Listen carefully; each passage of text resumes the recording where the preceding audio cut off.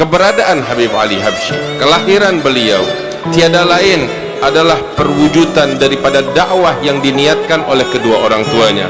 Tadi kita dengarkan bagaimana ayah beliau Al-Habib Muhammad bin Hussein Al-Habsyi ketika beliau ingin menikah dengan seorang wanita yaitu ibu Al-Habib Ali, tujuan utamanya adalah untuk menyebarkan dakwah Nabi besar Muhammad sallallahu alaihi wasallam. Niat utamanya adalah meneruskan perjuangan Rasulullah sallallahu alaihi wasallam, sehingga tujuan utama daripada pernikahan adalah memberikan manfaat kepada umat manusia sekalian. Sehingga ketika beliau lahir, ibunda beliau yaitu Al-Hababah Alawiyah senantiasa mendoakan Al-Habib Ali. Di dalam doa-doanya, di antara doanya adalah ya Ali, Allah yu'li magamak fid dunya wal akhirah. Didoakan oleh ibunya, wahai Ali, semoga Allah meninggikan magammu, martabatmu di dunia dan di akhirat, sehingga Allah subhanahu wa ta'ala mengabulkan doa ibunya.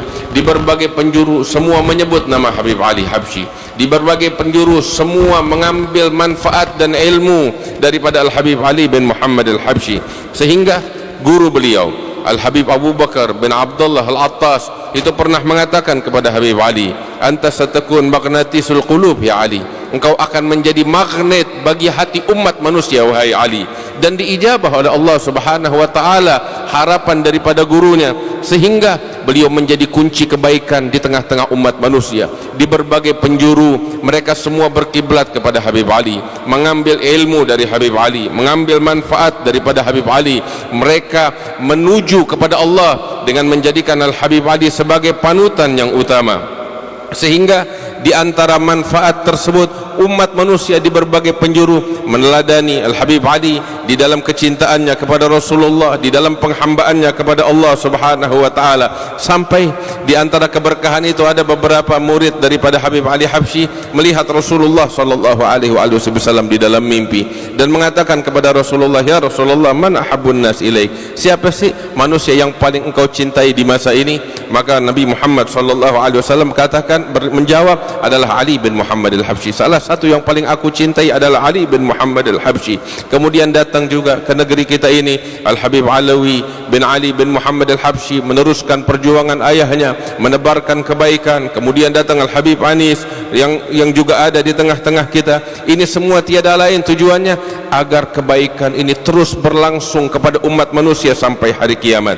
Dan tujuan utama didirikan daripada igamatul haul, daripada majalis yang ada saat ini, pengajian-pengajian, acara haul yang diadakan, tujuannya adalah agar kebaikan ini terus menerus ada di tengah-tengah ummah, agar tujuannya adalah kita sekalian dapat menjadikan mereka para aulia, para salihin sebagai panutan kita. Tujuannya adalah agar kita menjawab seruan Allah, panggilan Allah subhanahu wa ta'ala. Dan managib yang barusan dibacakan daripada kehidupan Al-Habib Ali Habsyi, inilah hakikat kehidupan yang seharusnya kita jalani, yang harusnya kita wujudkan di dalam kehidupan kita. Segala keburukan yang menimpa umat, segala problem yang menimpa kita, tiada lain penyebabnya ketika kita berpaling dari seruan yang dibawa oleh Nabi besar Muhammad sallallahu alaihi wasallam. Segala keburukan tiada lain menimpa kepada orang-orang yang tidak memahami tujuan mereka diciptakan oleh Allah subhanahu wa ta'ala. Karena itu hadirin yang dimuliakan Allah subhanahu wa ta'ala, hendaknya kita pulang dari peringatan haul yang kita hadiri ini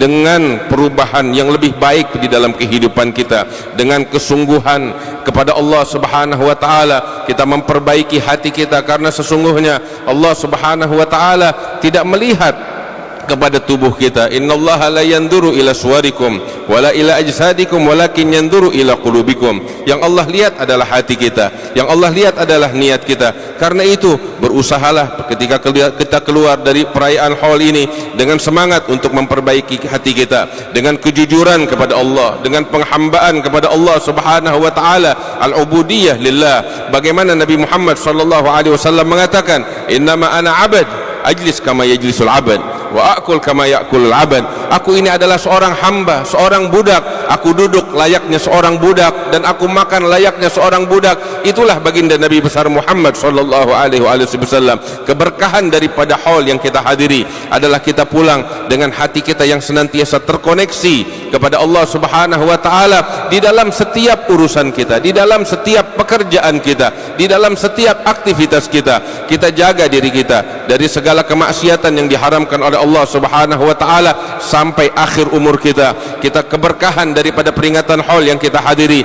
bagaimana kita menyebarkan kebaikan di tengah-tengah manusia sesuai dengan kemampuan kita. Dan inilah hakikat daripada kecintaan kepada mereka para aulia. Inilah hakikat kecintaan kepada Rasulullah sallallahu alaihi wasallam. Bersyukurlah kepada Allah Subhanahu wa taala atas kebaikan yang ada di tengah-tengah ini, yang masih ada di tengah-tengah kita di zaman fitnah, di zaman yang penuh dengan problematika ini. Kebaikan masih ada di tengah-tengah kita. Alhamdulillah, kalau di antara kita yang masih mengingat berapa banyak yang masih duduk dari dahulu, dari orang-orang tua kita, para aulia, para salihin, orang-orang saleh yang bertakwa kepada Allah Subhanahu wa taala. Mudah-mudahan Allah mengangkat derajat mereka dan mereka berada di atas kebaikan, di atas keridhaan Allah Subhanahu wa taala. Karena itu, jagalah kebaikan ini, lestarikan kebaikan ini, dan sebarluaskan kebaikan ini di tengah-tengah ummah. Dan kita pulang dari sini dengan tekad dan semangat untuk mendidik anak-anak kita, keluarga kita, dan jaga mereka dari pergaulan-pergaulan yang tidak baik, khususnya dari media, dari alat-alat yang ada di tangan anak-anak kita.